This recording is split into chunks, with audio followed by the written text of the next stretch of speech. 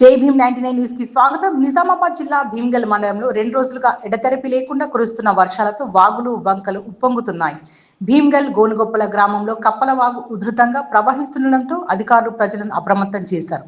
2 రోజులుగా కురుస్తున్న భారీ వర్షాలతో భీమ్గల్ గోనుగొప్పల గ్రామంలో కప్పల వాగు పొంగి పొర్లుతోంది. వాగులో భారీగా వరద నీరు ప్రవహిస్తుండటంతో పరిసర ప్రాంతాల్లో ప్రజలు అప్రమత్తంగా ఉండాలని అధికారులు సూచించారు. అవసరం లేకుండా వాగులు దాటే ప్రయత్నం చేయవద్దని, ముఖ్యంగా లోతట్టు ప్రాంతాల్లో ప్రజలు అప్రమత్తంగా ఉండాలని హెచ్చరించారు. పరిస్థితిని అధికారులు ఎప్పటికప్పుడు పర్యవేక్షిస్తూ అవసరమైన జాగ్రత్తలు తీసుకుంటున్నారు.